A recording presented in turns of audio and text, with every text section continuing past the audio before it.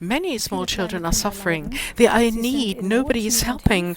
And if not us older ones, who then will? So cruel things are happening, especially also in children's homes. So many tests are also carried out on children. Olaf Scholz already said back in 2002, we want the supremacy over the cribs for a reason.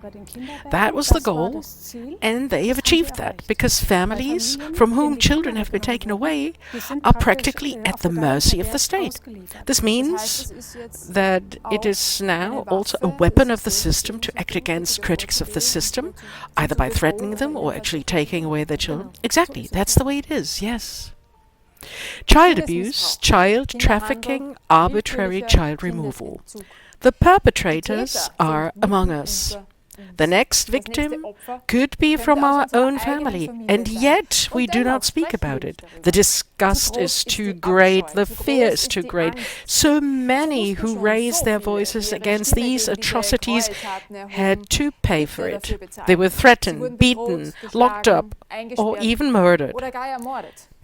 Because when you stand up for children, you are challenging the most powerful. And yet, there are impressive people who defy all of this, who bravely stand against the apparent superiority to fight for our children. One of them is the forensic psychologist and court-appointed expert Dr. Andrea Christidis. With her, I will speak today at Elsa auf 1. Ladies and gentlemen, welcome and be warned. This conversation is now not something for weak nerves.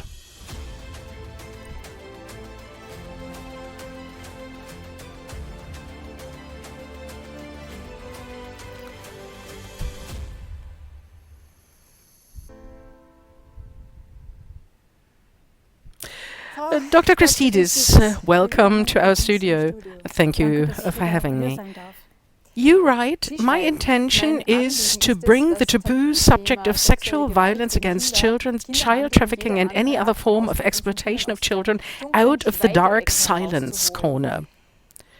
Some before you, you have already tried that, as mentioned earlier, and suffered bitterly for it.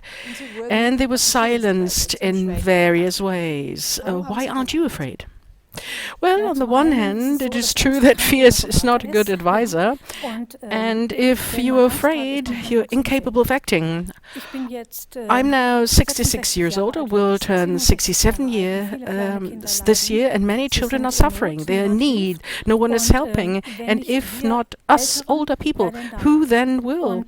And I experience parents who are very helpless, paralyzed and scared that maybe their other children will also be taken from them, or if they still have any at home, or someone harms their parents or something similar, and then they do not do anything, and somebody has to do something about it. Why are the opponents so powerful, and with whom are we dealing here?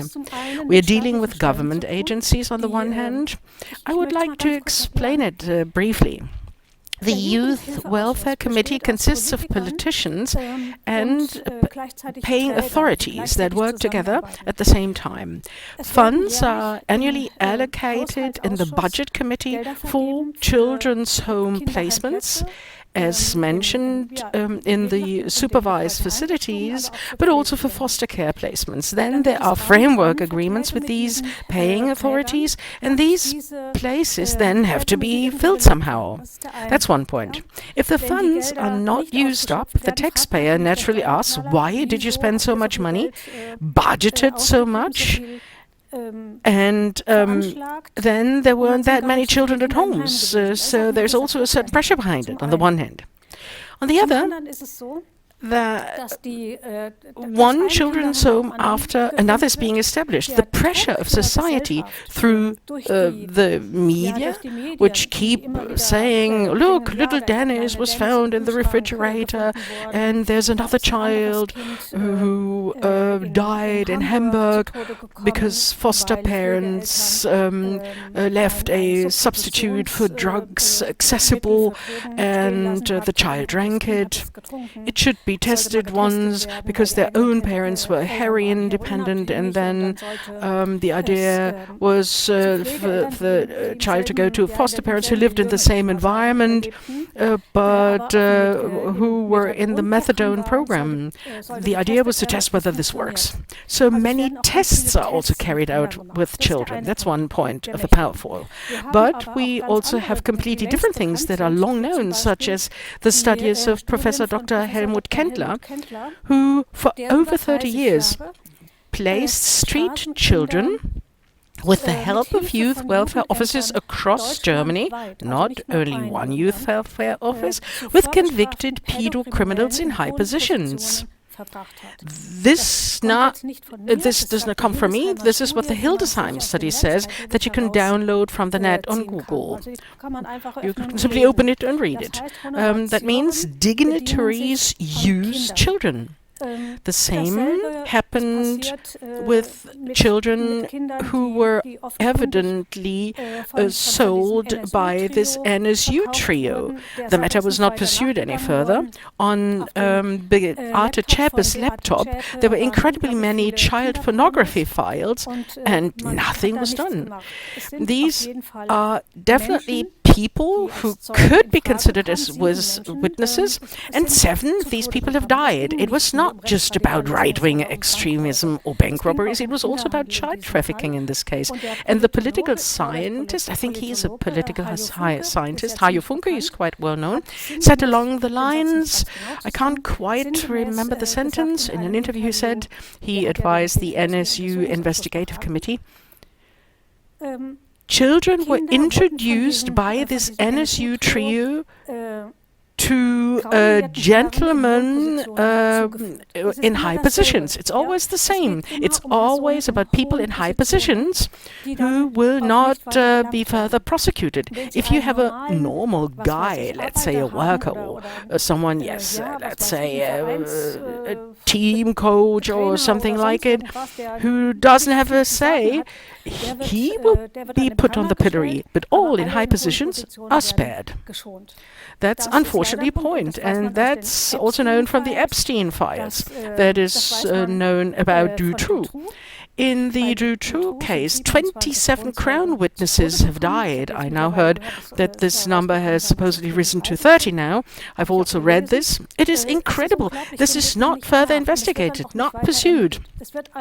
And it's not being further investigated. Yes, probably because the most powerful people are behind it. It must be an incredibly large network of perpetrators, profiteers, people who protect and cover up the perpetrators, defend them. So one can only guess how big it is. Yes, that goes up to the highest echelons, and the perpetrators are being protected.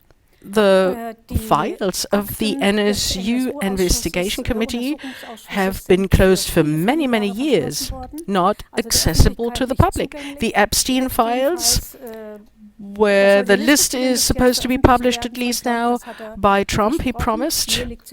By the way, I have it, and it is not blackened. I actually got it from an investigative journalist who was kind enough to forward it to me. But it is also clear that back then Hillary Clinton in Haiti had children kidnapped by a lady who was then also in prison after a natural disaster. And she has...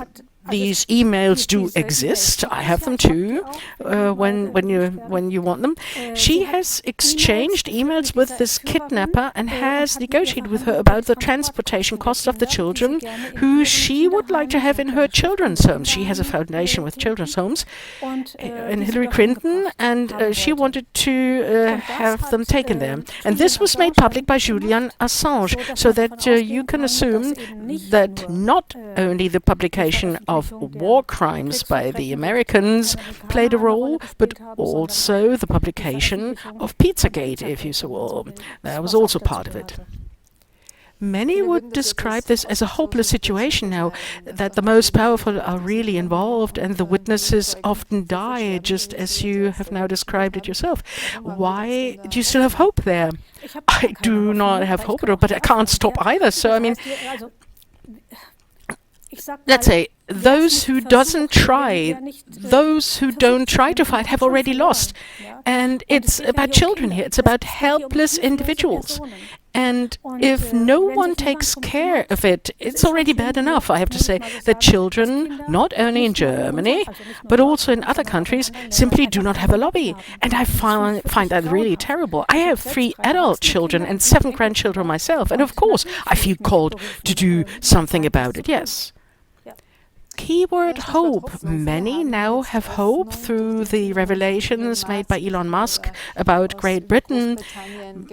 Many believe that this will now open up a lot and globally make some things come to light. How do you assess this?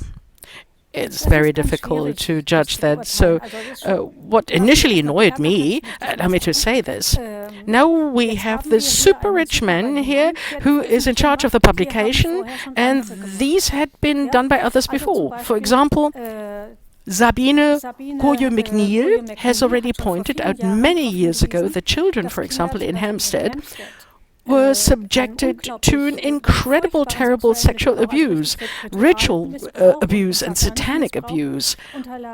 She mentioned names, published them, and spent in prison for it for 4 years. She was then deported to Germany. I've just spoken to her a few days ago. Now comes a super rich billionaire who says the same, and everyone has hope, and no one says anything against it. That's exactly what I mean. Does anyone have the status to make this public? He is believed. One listens. One does not even really dare to say anything against it because the thing is true. It's the way he says. And if normal people uncover this, they end up in jail. That's the way it is. I can say that because this is not an isolated case. Also in Germany, the pediatrician Dr. Dorothea Duhl treated children from a closed children's home. The children have talked about sexual abuse by judges and prosecutors. She filed a complaint with the police. She recorded this complaint because she was afraid it wouldn't be processed. This record somehow ended up somewhere.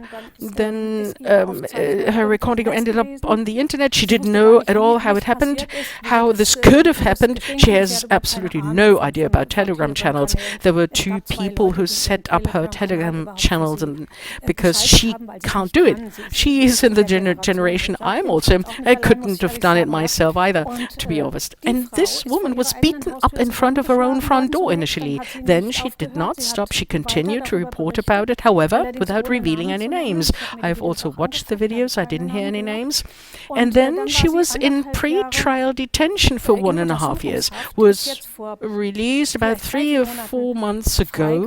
The court hearing has been over for about 2 weeks or so. There's a verdict, a sentence that she should receive 2.5-year prison sentence. She served 1.5 years. And the fatal thing about the story is the Telegram owner, proprietor Pavel Durov has offered to cooperate with the judiciary and the prosecutors. And when requests come in asking who operates the channel, who is installed it, to make this known. However, he was not asked, but an expert was consulted who said, no, this was definitely, absolutely not AI. This was definitely done by Mrs. Tool and so on.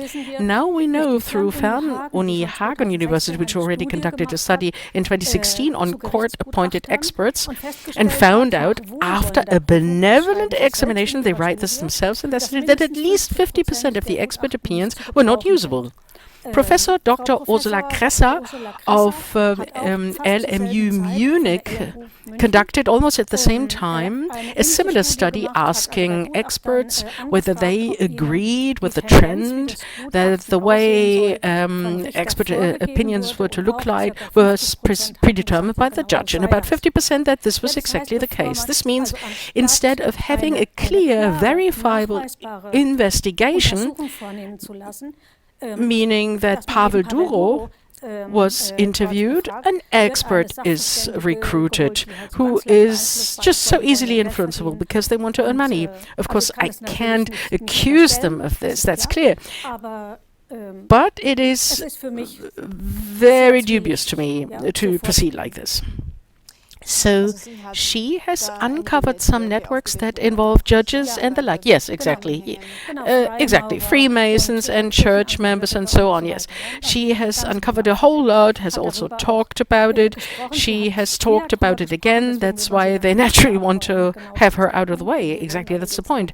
But we want to jump back to Great Britain now. That was basically where we were. Or here also establish this connection. You said a few things about Germany. It's believed due to what pops up in Great Britain in terms of pedocriminal networks and so on, that there's a certain hotspot there. But as you're portraying it now, it's not much different in Germany or probably also in Austria. It's in Austria, in Switzerland, it's in Holland, no matter where. It is everywhere. Yes. These networks exist everywhere. In France, for example, there was Brunel, who, along with Epstein, Brunel had promoted this. I don't remember this brand now, what it was called. Yeah, oh well, yes, well, Victoria's Secret. I don't know how to put it, but they promoted this brand, and then they had underage girls, young girls, come that they was supposed to apply. They were taken pictures of. The girls were happy, they're now models, and then they were simply handed over to wealthy men. This is how I would like to say it. So it's everywhere around the whole world. Mainly, I unfortunately have to say, in the West. I also know that there are baby brothels in Turkey. I know that it exists there too.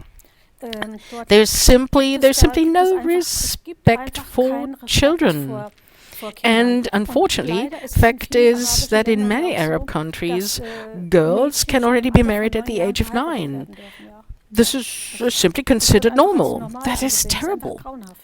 Is this probably also the reason why it seems that there is more happening in the West? Or does it have to be more covered up in the West because it's simply not socially accepted? Yes, that's exactly how I see it.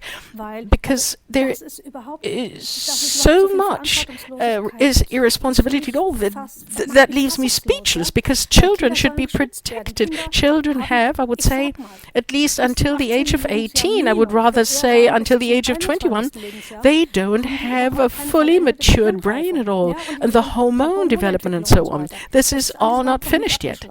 And to interfere so profoundly with the life of the child is a crime for me. This even happens through youth welfare offices.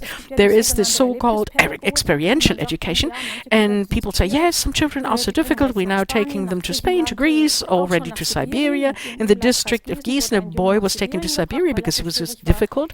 Often you hear nothing from them for years. Some come back and some don't. The children and teenagers are often, I've conducted interviews and I can really prove it, I've spoken with children.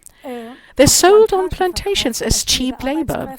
They are assigned to all kinds of tasks in the food service sector at different working hours, in shift work, and they're very often abused by their own carers, but they also abuse each other. That is really terrible what is happening there. But we also know about the SOS children's villages worldwide. There's also the study. I have the study, and I'm happy to submit it to the investigation commission. I can also provide those if you like. At least 160 children were sexually abused in SOS children's villages by super rich donors, those who have donated for it. It's always the same. Some of these children, these girls, became pregnant at the age of 12, 13 years. They simply performed an abortion, and neither the parents know. There was no consent at all. It was simply done. So cruel things are happening, especially also in children's homes.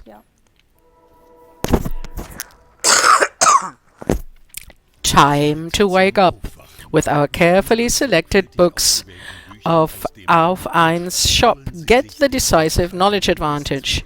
500 books in the areas of politics and history, COVID, health, crisis preparedness, finances, and much more. Books that the system would prefer to keep hidden from you. get captivating reading material. Every purchase also supports the work of Auf Eins.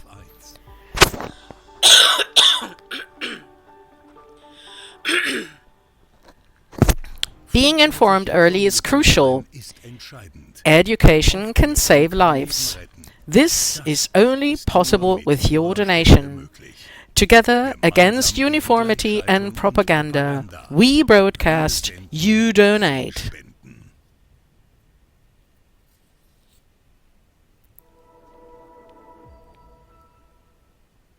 But how should one imagine the disappearance of children, even if one thinks now of oneself? Are they lured from the street or kidnapped there? Or how can I imagine this? What's happening?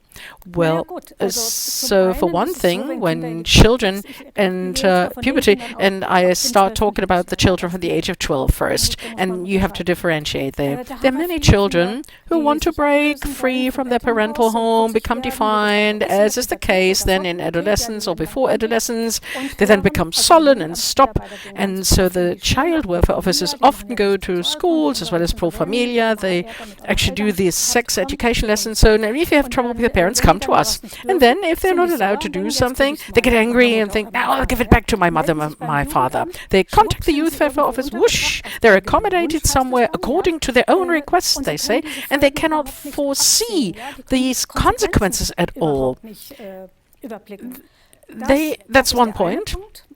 And then it just takes one anonymous call from a neighbor or something like it, and they say, yes, there's constantly a child screaming, you have to check that out, and then the children are simply removed. I'm currently working on such a case at the moment. I'm just saying 8 children were removed from the family, and I really can't find any real reason. So there's always some little thing to criticize. But if you want to remove a child for every little thing, then we can only just raise the children socially, and then we don't need any parents anymore.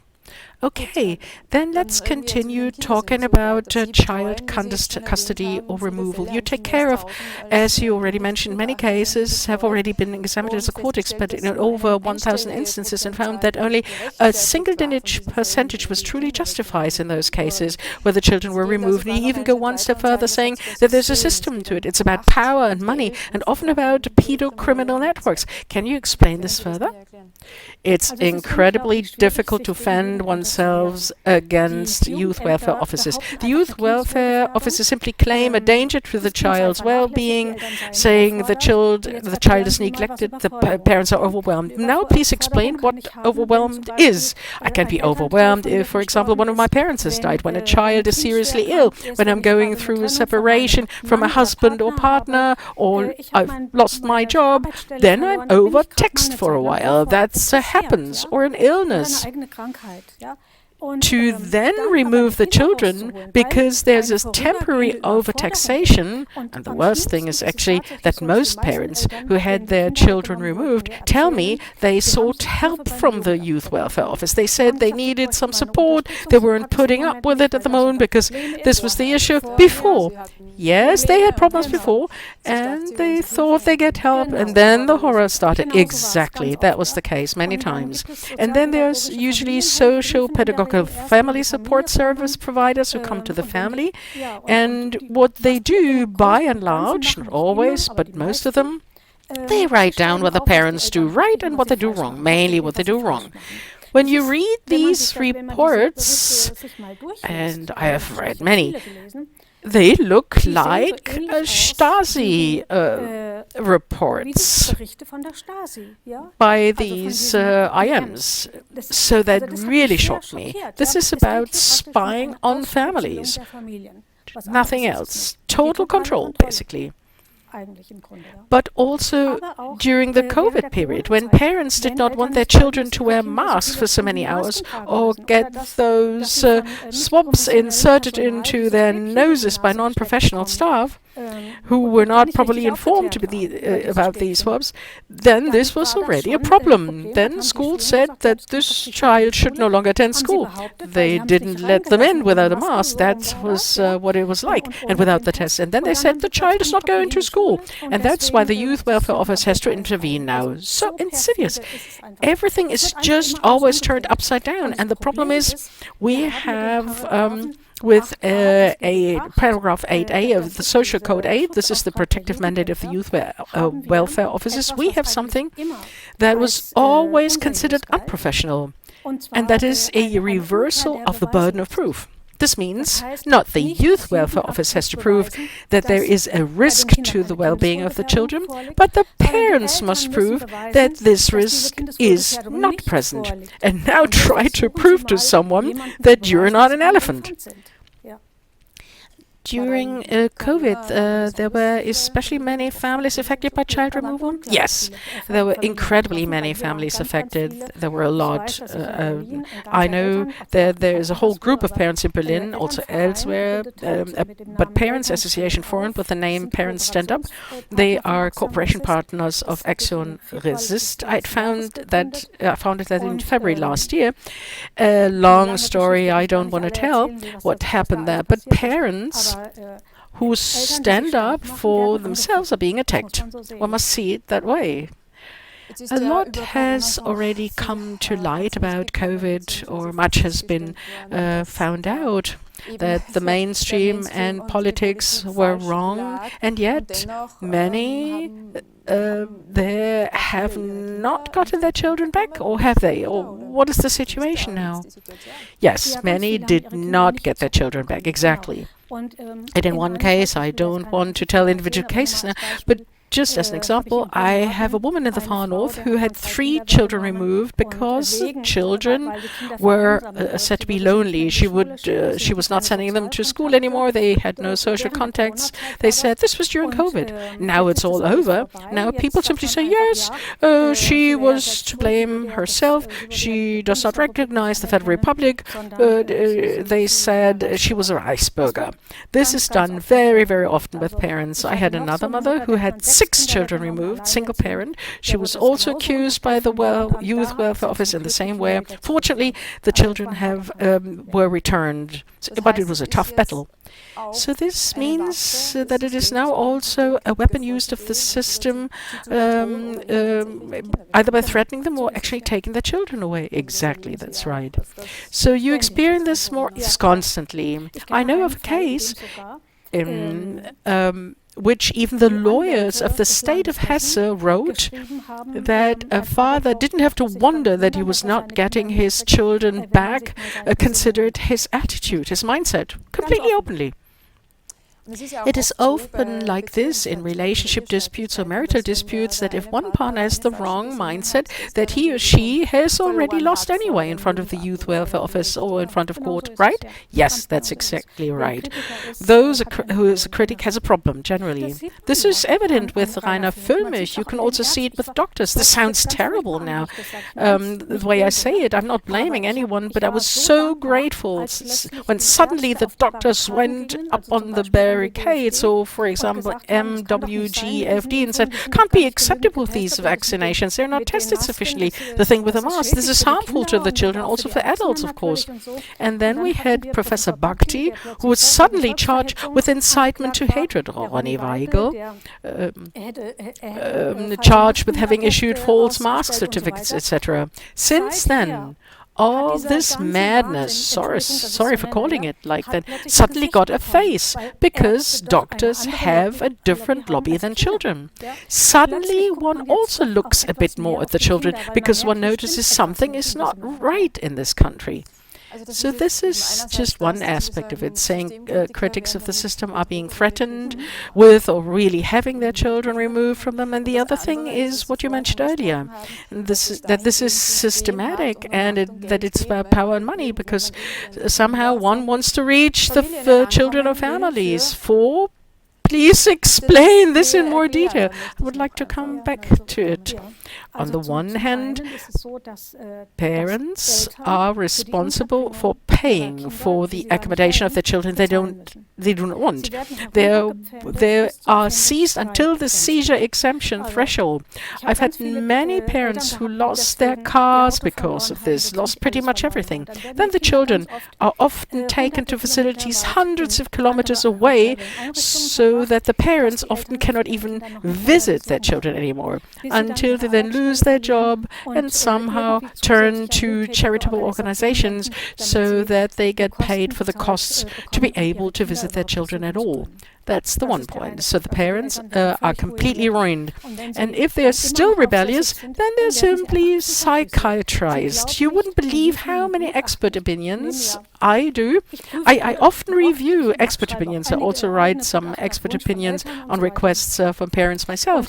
And I have experienced so often that experts who do not even have the training for it have issued psychiatric diagnosis that sometimes rarely occur at all, such as Munchausen by proxy or delusional disorder or schizophrenia. So the most amazing things that suddenly appear there without even having done the necessary testing procedures, having run multimodal examinations, or without having the skills for it at all. And then the children are gone. And then I often come into play, and it's so much now that I can no longer cope with it on my own. It has simply gotten out of hand. The child removals and the incorrect expert opinions. This is a market. I've already shown it in other interviews. There are invoices from experts in front of me. They range from 6,000 to 35,000 euros for one expert opinion. And this is usually paid for by the parents. Unless they receive transfer payments, then the taxpayer pays for it. The taxpayer doesn't even know what he has to pay for procedural advocates, for the placement of children, and accommodating children costs between 4,000 and 12,000 euros per month. So it's an incredible amount of money that is being turned over here. This is a dispute management. This is a proper market. But as you describe it now, it can really happen to anyone, that their children are removed, or that the youth welfare office rings on the doorbell. Yes, of course. Or are there any similarities between the cases? This is more poorer people? No, really everything, from academics to regular workers, where, strangely enough, at least in my environment, they never go. This is groups like Hells Angels or real criminals. They don't go there. For example, we have a, let's call it settlement in our village, where it really gets hot, where there are a lot of criminals, many fist fights, where children sometimes look really terrible. I once had an educational institute there. Nobody goes in anymore. Everyone is scared. So the truly better children are not being helped at all.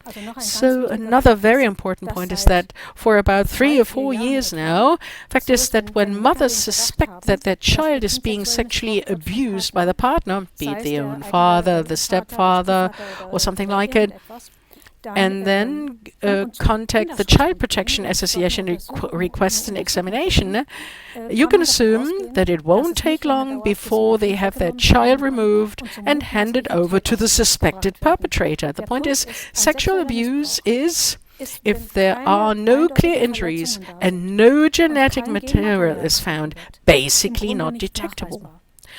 And this suffices to say, if it's not detectable, that the mother made it up. The mother manipulated the child, and therefore the child is removed. This is so horrible, what I'm experiencing here. It's really bad. But how can one explain this? Why is then given to the father? I mean, if there's a suspicion, or let's put it that way, is it a crime that the mother may have invented this now? If it's not true, but to accept then the risk that a real crime might happen. That's difficult to explain. Yes, that is difficult to explain. But against the background that we now know that cuddle corners are created in kindergartens, that children should touch each other sexually, that the WHO writes children should learn from a young age what an orgasm is, how to feel good when you touch yourself. We know that many male carers, but also partially female caregivers in kindergartens, have abused the children. We know from the gentleman of original play who came to the kindergartens and allegedly trained the original playing, like children playing, wanted to teach pedagogically that there has been sexual abuse and that the parents didn't even know that foreign men, alien men, came to the kindergarten and violated their children. We know that children recently, without their parents knowing, receive sex education by pro familia, for example, being educated about anal sex, about oral sex, about all possible perverse things. I don't want to listen to all of them. And we also had the case once that a family came to me because one of these sex therapists of Pro Familia returned to the school a few days later and just wanted to speak with one of the boys alone because he had a suspicion. The teachers actually left him alone with the boy in the room. The sex educator or sex therapist harassed the child to such an extent that it ran away. The parents then came to me with the children and asked me to write an expert opinion. It's really unbelievable what's currently happening at schools. That means in kindergartens and schools, children are not safe. Children are not safe in children's homes or orphanages. We know of the Elena who lost her life in the Wunspittel Children's Home and was sexually abused there. We know it from SOS Children Villages, we know it from so many, and yet children continue to be removed. We know that at least 50% of all expert opinions are useless. The judges accept the expert opinions again, despite knowing they're useless, always have expert opinions written to protect themselves. And this causes incredible harm to children, and it is an economic market. The way you are describing it right now sounds as if it started with mothers who work against mistakes, who may be suspected of abusing children. Then you talked about schools, but always and in many cases the perpetrators are defended. That sounds like they would either all stick together or were connected in networks, or how am I to imagine this? Or one covers the other because they understand among friends, so to speak, or because they share the same problem, psychological problem, or the same inclination. How is it possible that this is the case? It seems like an epidemic almost, or pandemic actually, that is spreading all over the world. When you listen to that, it seems like this, as if there were really masses there with such inclinations. Well, at gentlemen's get-togethers and in sports clubs and so on, they brag about the young one he got and how cool and great he is. This strengthens their self-esteem. I'm not talking about young children now. I'm not now referring to girls from the age of 13. And then there are the openly professed pedophiles. They call themselves, for example, Boy Wiki. You can look it up under Boy Wiki. And then there's the Krumme 13, the Crooked 13. They are large associations of pedocriminals, often even convicted perpetrators who admit that they are pedocriminals. They never actually refer to them as this, but they call themselves boy lovers. This website exists. Dieter Gieseking is a well-known name, a previously convicted pedocriminal who now has also written to me multiple times. I've not managed to reply to him and to reply to the things he proclaims there. These men truly believe they are only doing good for the children because they buy them great gifts after all. And they help them, they support them in their development, in school, they accompany them well into life because they love them just like parents love their children. Just that healthy parents usually do not climb into bed with their children. But that's how they see themselves, as love that is just normal love, and they want this to be legalized. That's what it's like on the one hand. On the other hand, we have a law that even children from the age of 14 are only limited legally competent. And at the same time, sex with a 14-year-old should no longer be punishable. Something is not right in our system. I also have some articles about that. Police reported when sexual abuse was detected in certain circles, it was said that they were hindered in their investigations. This is what the police officer said. Also in the case of Edati back then, who chaired the NSU investigative committee, he had posing pictures on his laptop. At the same time, the chief BKA investigator in the field of child pornography was exposed, having watched child pornography images. He was, as the newspaper wrote, gently disposed of. It was not to come out. That's it. So those who are in high positions, they are protected. Nobody's to find out, and others will be put on the pillory so that the population sees there's something being done about it. Time to wake up with our carefully selected books from the Auf 1 shop. You get the cutting edge in knowledge. 500 books in the area of politics and history, COVID, health, crisis preparedness, finance, and lots more. Books that the system would prefer to keep hidden from you. Get thrilling reading material. Every purchase also supports the work of Auf 1.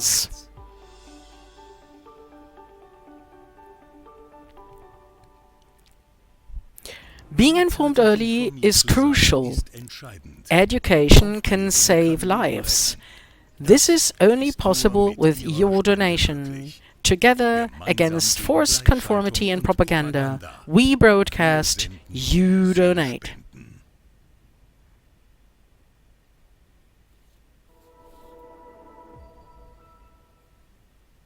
Yes, but only to a very small extent, so no one or only very few have an idea how big the extent is. I also have to say, I've also talked to some people about this in the run-up to the show, and I've just indicated that also with the removal of children and how extreme this is and how dangerous it is for critics of the system.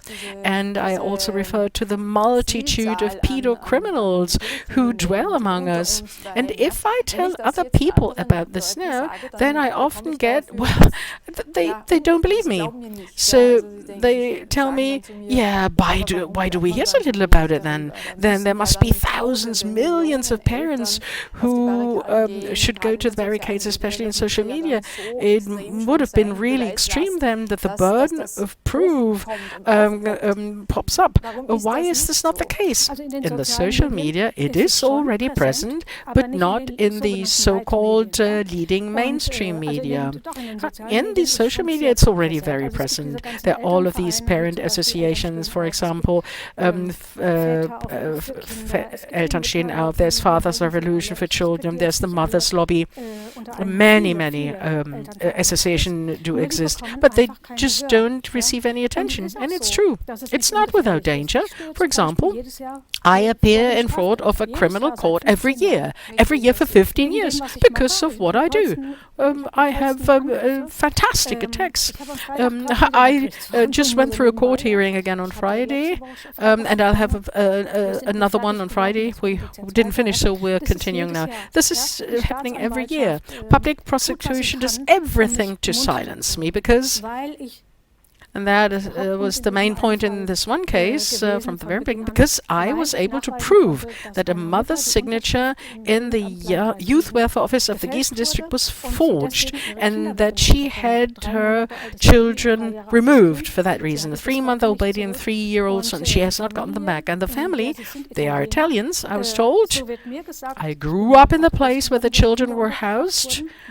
School colleagues told me that they are part of the mafia and post photos on Facebook of themselves with the children cheek to cheek, and then they show little hearts, and yes, they include them in the photos. So pretty intense. And the little boy, when he started school at 6 years, he was so behaviorally conspicuous that he hid under the school desk anxiously. He had total panic attacks and used the most vulgar swear words that did not correspond to his age. I don't want to mention them here.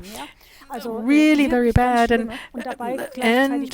was simultaneously panicked. And this is absolutely clear to me. In my opinion, this is a case of pedocriminality. These children were sold, to my mind.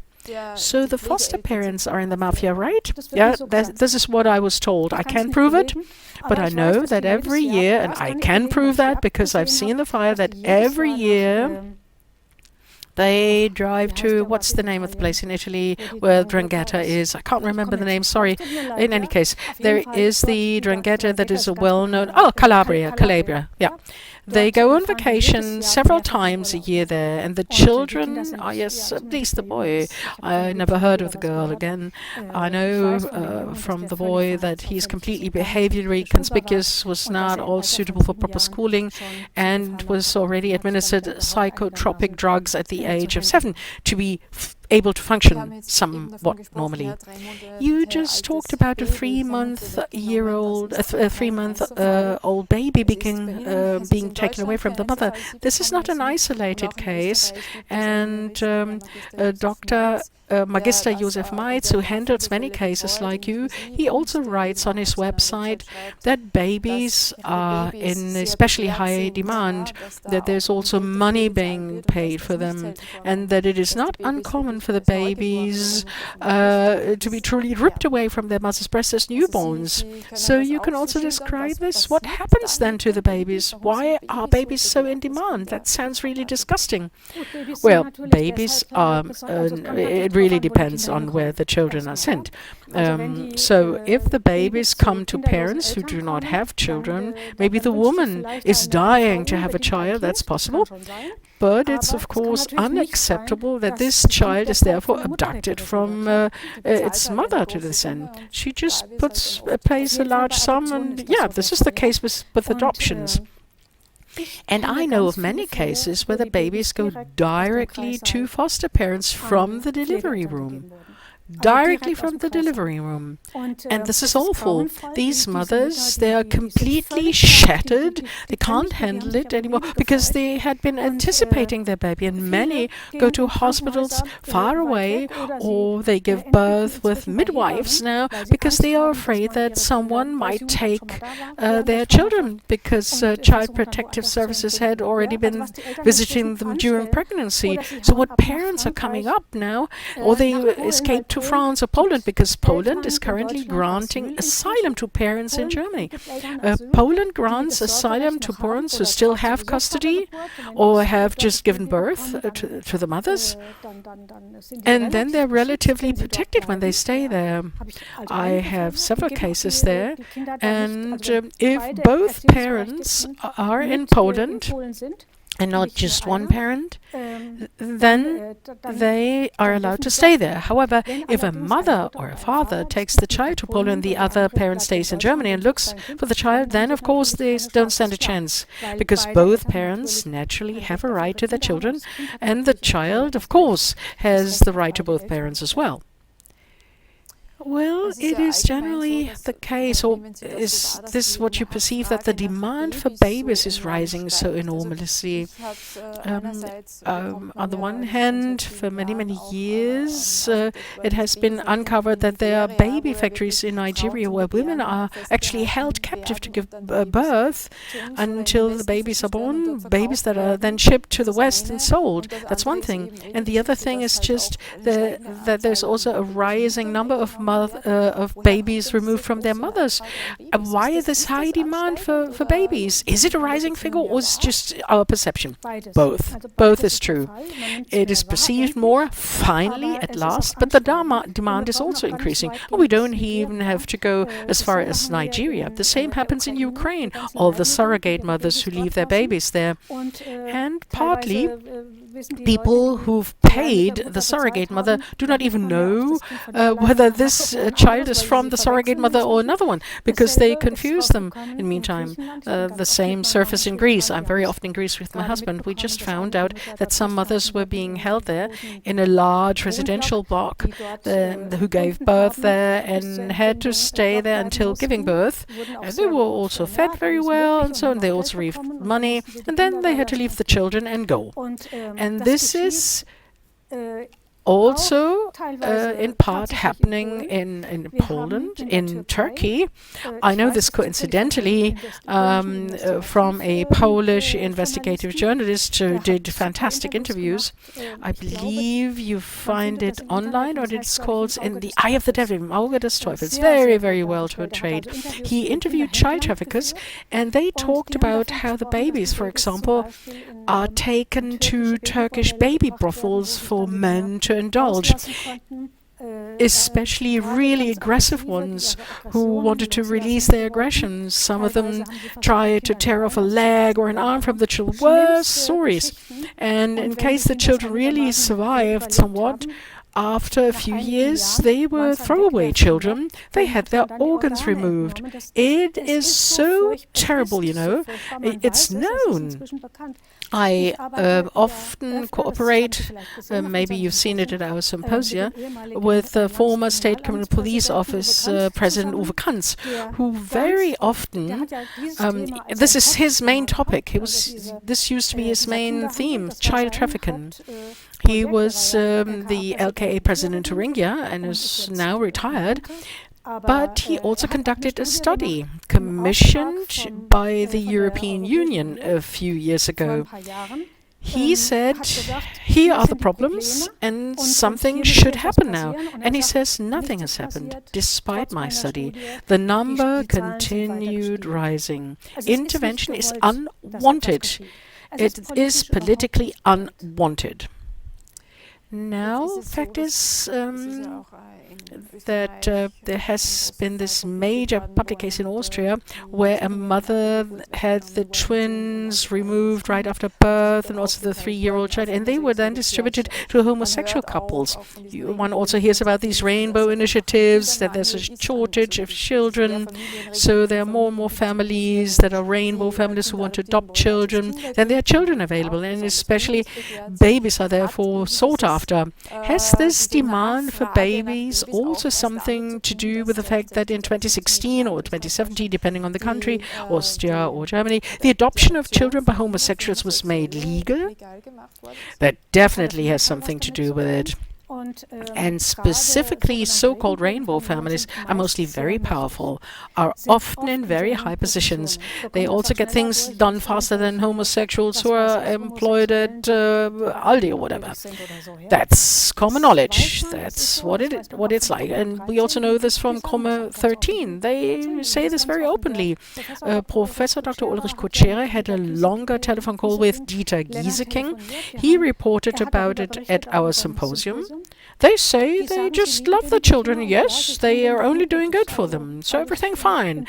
And the Greens promote that a lot. The SPD, the Social Democrats, support that a lot. It was for a reason that Olaf Scholz said in 2002, we want the air supremacy over the cribs. That was the goal, and they have achieved that. Meanwhile, they have even air supremacy over families, because families from whom the children have been taken away are practically exposed at the mercy of the state. Their money is being taken away, their existence is destroyed. Many who resist are being psychiatrically institutionalized, end up in psychiatric hospitals, often in closed hospitals. For one individual, it's impossible to help everyone. I have to turn many down, so many emergency calls. When Axion Resist was founded last February, we on a daily basis had at least 500 emails from desperate parents. We were no longer able to manage all that. We worked on it with 6 people, and we were not able to cope with all of this, because this is also an incredibly extensive field. You cannot just give a short piece of advice. That's simply not possible. But you switched from the rainbow families to a general topic. Now, I wanted to ask, because you said that they seem very powerful, or they have such a big lobby, and the leading positions or politics are so interested in it. How can you explain this? Why is this so? I don't know. Good question. This has already been handed down by the WHO. This is indeed part of the WHO program, supposed to be promoted. Children who already, I don't know how old, 10 or 12 years old, should have the opportunity to undergo operation to change their sex, being able to take hormones. This is crazy. In my opinion, children's identity should be taken away from at an early age. They should have no longer any bonds. That explains. It started slowly. So when children were removed, parents were first told, for the first 6 weeks you won't have any contact. They have to arrive there first. That's where it started. Then the children were told, your parents don't want to see you. This is how it continued. They couldn't call because they didn't even know where the children were. So this means the children were already being told that their parents were not interested in them anymore. So they attempt to break the bond. And this is happening more and more. People are deprived of their roots. One takes away one parent, and both parents are taken away. And now the gender is taken away. This is very exciting because on the one hand, it's always being said, especially when it's about emancipation, the father is so important for the family, he must be at home, spend more time, child needs father and mother to develop well, and then when a rainbow family comes, suddenly this is no longer needed. That's interesting. This is not an endangerment or risk to the child's welfare when there is no longer a mother or father. This is interesting, this line of argumentation. Yeah, true, exactly. Well, we have many single parents, but that shouldn't be the case either. Single parenting is a completely wrong term. These are separately parenting people because all of these children have both a mother and a father, except for the case that one has died. Then they have a single parent. But typically, one part is separately parenting. And the bad thing is when one parent is just separated this way, who's useless or something, that's bad for children too. This is horrible. This is a trauma. But the trauma can be increased. It can be boosted by simply taking both parents away, by losing all type of protection, by being not allowed to lock their doors in children's homes. Anyone can just come in anytime. There are no keys. They have no privacy. They are touched by other children. They are sexually abused by other children. I have many cases. They are partially abused by carers. And in the scandal of Korntal, this Catholic community, Korntal, in that case, children were sold to rich or well-of middle-class families to do household chores there, and then were raped by the gentlemen. They were handed over to American soldiers, and I've spoken to a lady who was in such a children's home. She told me that, and it's going on for a while, and not only until the 70s or 80s. It's still the case.